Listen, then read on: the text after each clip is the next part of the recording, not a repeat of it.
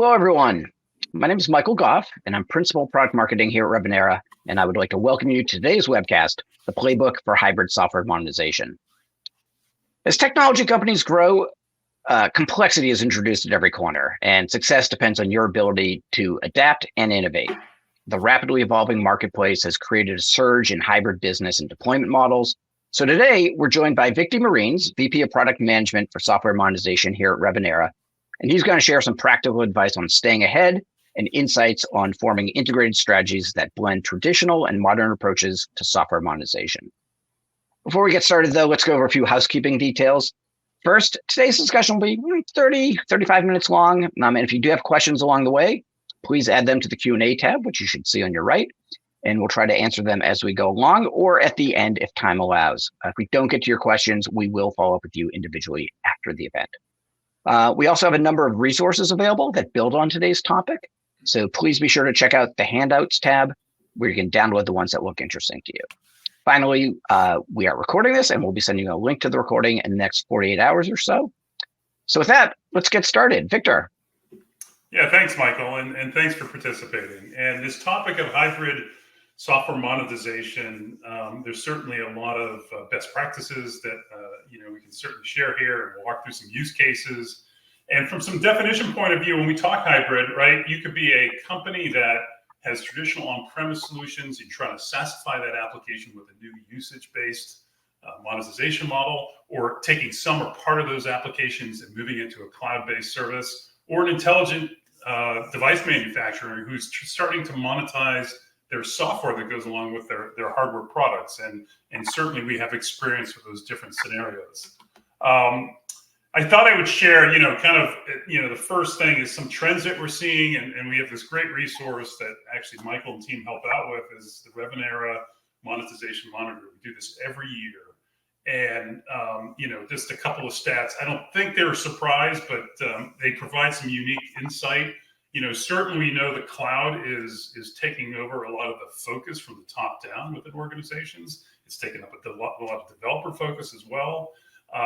But the more and more I talk to customers, certainly we still see this scenario where both the on-prem, or in the case of the applications, there needs to be sort of an air gap scenario, or a scenario where that software has to run locally because it's close to the manufacturer, or to technology that's within a factory or design house. And kind of the stats show it. Like in the next 12 to 18 months, we asked a question about the growth of SaaS as a deployment model, and that's a big 57% growth is pretty significant.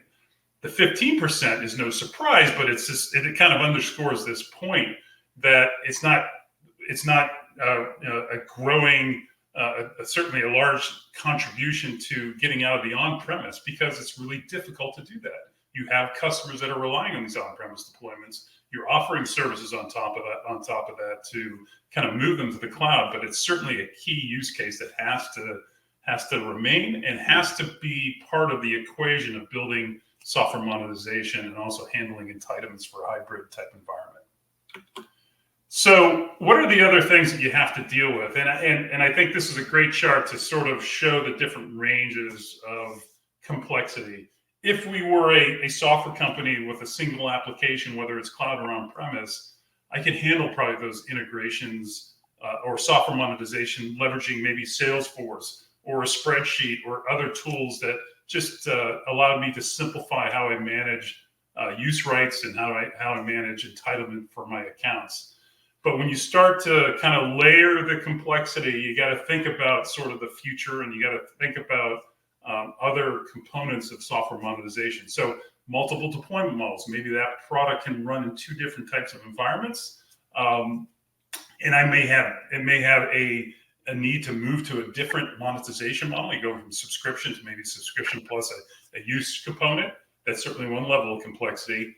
But then you start to think about, okay, I have multiple products and I have to do concurrently running these different monetization models, and I have the same sort of accounts. So they have to be the customers may have running different applications with different types of models at the same time. Certainly a bigger complexity that draws upon the need to start to centralize entitlement management. And then as we look at a much larger organization that's involved in mergers and acquisitions. So they're bringing new products on board that may have their own do-it-themselves or other kind of legacy licensing capability that you still need to support, but you want to start to wrap a process around and have a single way that you monetize these applications and support them from an invoice, from an order management perspective, or supporting all the downstream type systems that you have to connect to. That's when you really have to invest in certainly a lot of different things for centralizing your entitlement, but also at the integration level and also at the analytics level. So it becomes certainly a complicated environment and one that has a lot of complexity to it. So let's go through and take a look at what are the other pressures that organizations are dealing with. And certainly these are kind of the top four that we hear all the time. Board level type discussion going on with the C-suite within your organizations. Their pressure is, their number one thing is move to a model where it's ARR, it's recurring revenue, and look for ways of increasing that and starting to put metrics around retention and start to position that retention rate. The higher I make that, the more my company is valued. Also, because of the complexities that we kind of just reviewed and these pressures, there's more pressures on the R&D team, right? To focus on core functionality, figure out which components I can move to the cloud or offer as services or monetize in a different way to agree with the other kind of demands on the business. So that's certainly a pretty common discussion that's happening these days. But what are the challenges? And I think everyone can kind of identify with this. Usually software companies who are kind of moving forward, and looking for different needs will come to these different issues. And certainly because they have maybe dealt with homegrown solutions that originally fit the need, because they were on a different range of that complexity graph that we just showed, but it's showing growing pains. And those pains become apparent when, for example, you're trying to introduce a new product to the field with a different way of monetizing that product and realizing you had to change the system you have quite a bit to support that. And it's causing, even though the application and functionality is ready to go, you don't have a way to monetize it. And that's costing you time to market. And certainly one of the biggest metrics that we kind of measure when we see these kind of pain points. And lagging customer adoption. One of the things that certainly is a challenge for organization is getting the analytics, getting the data together so you can sort of predict and understand when you have retention risk and we have churn risk. And sometimes you're blind when you don't have those systems in place, also causing a problem and causing certainly risk to the business. So, there are ways that we've seen organizations sort of handle this problem, right? And I think one of the first things when you compare to what you're dealing with today, or maybe you're looking, okay, maybe we see this need to, modernize the way we do software monetization. The first thing is to kind of look at the CRM. And that could be difficult. Like on that graph where we showed the different businesses, you could be dealing with multiple CRMs and ERP systems. But even if you had a single source, maybe a Salesforce instance that you're managing your accounts in, to then sort of graft in this capability to manage entitlements is going to be custom, right? You're going to have to get custom development involved. There's certainly ways you can do that within Salesforce. The platform supports it, but there's some growing pains with that as well, because you may be trying to satisfy your current need, but it doesn't take in the different types of license models or monetization models you want to introduce in the future, causing you kind of expensive rework on that system. The other issue with a CRM, I think it's a logical place to manage accounts, but when we talk about entitlements and the transactions and the history of data that you need to gain insight to your systems, not a great place to store that information. And often you would have to introduce a different data source to handle that. I think homegrown custom development, probably if it's done right in the future, and they're looking at the future needs and in terms of where you're going from your different monetization models to deployment models, that would certainly be a better starting point for homegrown. But I think what we've seen is it's modeled against the current standard. So if the product that's been first introduced with this custom development, a lot of that homegrown development will be focused on its monetization And if you acquire a product or bring in a new application, or you're starting a SaaS initiative, you're going to start to see some gaps in that development. And then do nothing. And I think, there's certainly that, but as the pressure, that C-level pressure and the pressure on revenue grows, that becomes one of a ticket point for companies, or a trigger point for companies to start looking at doing it. It's a top-down initiative to try to handle that go-to-market scenario, and also to help with the goals with increasing ARR. So what are the different business models that should be looked at, right? And what are the ones that your company might be thinking about right now? I think probably the key metric on this slide is that you have many, right? You could have scenarios where I'm doing kind of rules of access, where I'm allowing, it's a SaaS application, I'm allowing my end customers to apportion their usage rights or users to that application. I could have more user-based licensing that's more centric to a particular user and offering different levels of access based on the type of user. Shared access, where it's essentially I'm a tester on a test floor, and you have licensings that are pooled for that particular division, and they're using the application with no concurrency limits, but you're based on a pool of entitlements that you have. Consumption, we're getting a lot more interest from organizations today, both on trying to understand what data matters that they could potentially do a consumption-based licensing.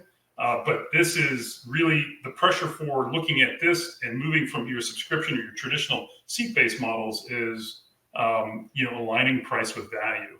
If the output of what I'm doing with the application agrees with the pricing, my end users feel like they're using it in the right way, and they're seeing the visibility of that. And then you're of course having different ways that you can grow your revenue based on that. And then, outcome, kind of a newer component of usage-based, where you're looking at the actual result that's being produced by the application, and based on that result, you're monetizing it. So lots of different monetization models. I think the key is that this should be at your disposal with a software monetization system. You shouldn't have to rebuild every time to take advantage of that. It should be a model that you can basically assign to a product, roll it out without changing the core application to do so. And that's certainly the nirvana of having a hybrid monetization system in place. So what are the other requirements? And data is becoming much more key to this. I think traditional on-premise applications you could roll out. You could have a subscription-based monetization model, have some data coming back, but with the pressure of moving more of that functionality to the cloud, or looking more and more at consumption-based, you need to understand what's happening to a product. You need to understand the adoption. What are the key capabilities? What's your differentiator within those applications? And you need to convert that data into metrics that tell you about your renewals risk, and give customer success much more access to understand how accounts are doing with your product. So the best methodology that we've seen is to centralize the entitlement data. You may be managing accounts in a CRM system or an ERP system, but the actual transactions, the actual laying out those entitlements for your customers have been centralized in some way. And then the data warehouse associated with that is also available for internal BI to offer, generative AI type approaches to it, to come up with models where you can start to predict retention trends, and also give the customer a shared view of the usage as well. Pretty key. And the other component of this is when we say automate quote to cash process, having that single integration point allows you to play with much easier with the middleware you may have in your enterprise to communicate to your invoicing, to billing type systems, downstream or upstream into your ERP and CRM solutions. You need kind of those low code integration points to do that, versus again having to step into customized development. So some big requirements there. And when you start to build your business case internally, we think of this in kind of two different areas. One is revenue growth, which is the key target, right? Increasing ARR, increasing customer experience, having metrics around recovering lost revenue, being able to put guardrails and certain functionality that you didn't have before, so you prevent kind of revenue leakage. But it's operational efficiency as well, and there's some metrics for that we're going to share. But the ability of speeding up how you can deploy a new monetization model, and having the ability to standardize that low code, that integration with your business systems. There's some real key metrics that can help reinforce a business case to go do that. And actually, I've taken some here. These come from kind of our own internal experience at Revenera, and we've grouped them from revenue growth to operational efficiency. And from revenue growth, if you were to have that central monetization system in place where you have centralized entitlements, you have all the components that we kind of just reviewed, being able to have 1 to 5% on average increase in revenue, it's a big deal. It's a big deal to your top line. Speeding up, how you kind of merge in acquired products or introducing new products to the market. Another key metric that you can build around and measure against from the success of your investment in a software monetization. Or from an operational efficiency, being able to say, hey, today we had this set of full-time resources involved in this, and now it's much less, and they can now focus on the core logic. That's a big deal. And then also the integration time, or the time to integrate into those business systems, and the speed in which you get that data to help you sort of satisfy that customer success and satisfaction type metrics is also a pretty key one as well. So underlying requirement, certainly when we talk about hybrid, the SaaS, if you're introducing SaaS applications, you have different types with different monetization models, and you still have to kind of obey and maintain your on-premise base, then that's certainly what we mean by centralizing your entitlement. And then you want to standardize then the way that you integrate to your billing and your invoicing system and to your CRM system. Another key aspect, I've talked about actionable insights, and I show you just an example what we have in our own product. But really, when you boil this down, what you're looking to gain from an insight perspective or key performance indicators around the data is retention and churn risk, what's coming up, and being able to drill down easily to an account and understand that their adoption is not normal from comparison of what the healthy plan should be for actual adoption of products. That would be an example of that. Or having access to your customer success organization. They may have great communications with the customer, but the underlying entitlement data can tell you a lot. It can tell you, are they creating those entitlements? Are they fulfilling them to the extent that we think so? Is the trend going up to the right? Is it flat, etc.? These are key indicators that could be fed into your organization to give them much more earlier insight to a potential risk. Upsell and cross-sell. I show you on the bottom here, it's hard to read, but that's more of a high watermark type report. When you introduce a functionality, you can see what are the top features used. Are they being adopted? Are they below or above the threshold you established? Is there an opportunity to cross-sell or upsell to a different product that gives them the capabilities of that feature at a much more efficient price point? And underlying of this is usage data. This is another form of usage intelligence to understand how well they're adopting that capability, how many different applications are communicating at any point in time. There's another point here that gives you that internal product usage consumption.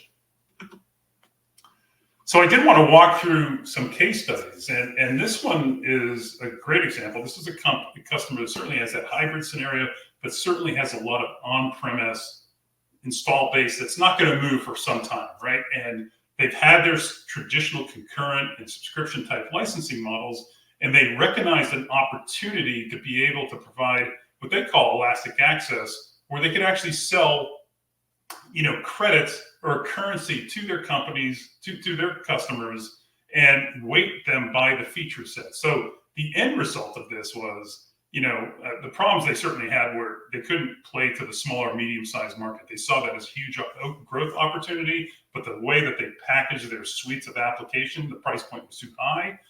They also knew that their end users had a lot of temporary demand. There was a lot of peak usage. They could see that with the data, and they wanted to offer a solution that didn't have to have that end customer go and buy a new suite of software, but treat it almost like an operational expense and be able to consume credits to just get access to those features that they need to run some simulation or meet some demand for that peak. So right within product, giving them the ability to acquire credits to go get an additional feature without having to go download and get another suite of their software. So they had great success rolling out this kind of elastic access. They saw both reduced friction in the sales process. They saw from a detailed usage perspective, they were able to get that data and kind of improve how they price their products. They actually had the ability of introducing dynamic rates. So their product organization now can upload different weighting and different credits per feature set to have much more dynamic pricing moving forward. And they were able to automate much better now because they have this kind of integration with the central entitlement system. So a good use case for kind of a traditional on-premise customer trying to really SaaSify how they can take advantage of their applications.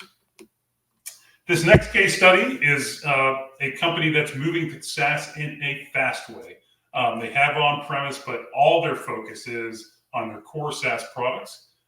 They were initially building up a team to kind of build their own or roll their own. They did choose the Revenera solution, but they did that based on some of those metrics that I showed you before and measuring to them. And they knew that their team, to meet their goals around product, they needed all their resources focused on the core kind of functionality and rely upon commercial off the shelf to handle, the other requirements. And so from a benefit perspective, they saw benefits both in actually being able to automate enforcement, putting guardrails on capability they were not able to do before, and they had to rely on paper agreements. And that was really because they hadn't had that system in place that they could alter easily to put those guardrails up. And also product management saw a much more accelerated time to market because they reduced the reliance of engineering to roll out a new pricing and assign that to a package of the product. And obviously they've saved resources from an R&D perspective. So, that's my final slide. The metrics that I showed you, the type of environments you may be dealing with, and really for having success, you need this crazy focus on growing ARR. You need to then translate that down into how a software monetization system can help you with that, and coming up with some of the things that would be absolute game changers and give you insight to product usage and early insight to your net promoter score, customer adoption rates, feature utilization. Those are the things that are still gaps for organizations today and can be delivered through a central software monetization system.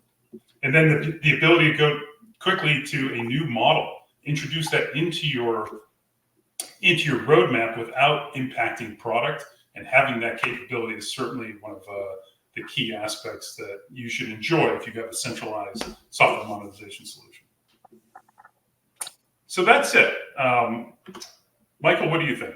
So Vic, thank you for sharing that. Always good stuff. We do have a few minutes left for questions. One of the things I thought we would point out too is, you mentioned, the importance of meeting customer needs.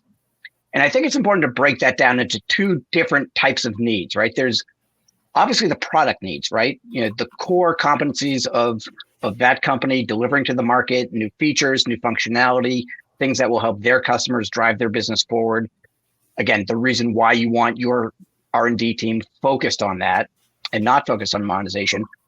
But the flip side of that is meeting customer needs in terms of how they consume the software, right? And to your point earlier, you might have different customers or different products that are consumed differently, and you want to be able to very easily, as that last case study pointed out, change your pricing and packaging, change the models, and say, subscription for this product for this group of customers, but maybe a consumption model for this group of customers. And interestingly, as we were talking, I dug up a stat from the Monetization Monitor that is available to download, but an interesting point. So 93% of respondents using purpose-built commercial entitlement management solutions have transitioned at least some of their software products from on-prem to SaaS, compared to only 55% of those using homegrown solutions. So I think that's an interesting stat. Certainly reinforces it. Yeah. Yeah. And then, to your other point about aligning price with value, among users of purpose-built systems, entitlement management systems, nearly 2/3, 65% believe price and value are totally aligned, compared to only 32% overall. So again, data is becoming increasingly important to really understand that, wrap your arms around it, have that view onto retention, renewals, and make sure that you're maintaining that ARR growth goal that you have. So I think that's it. I don't think anyone had any questions. I think you did a great job as always, Vic. So if there are no questions, if there are no questions, Victor, as always, thank you again. Always great hearing from you and getting your perspective. Thank you again to our audience for joining us today. Please be sure to let us know if you have any follow-up questions, anything you think of as you're digesting this over time. We will be getting the recording out to you as well. So with that, let us say thank you, and we hope you have a great day. Thanks, everybody. Bye-bye.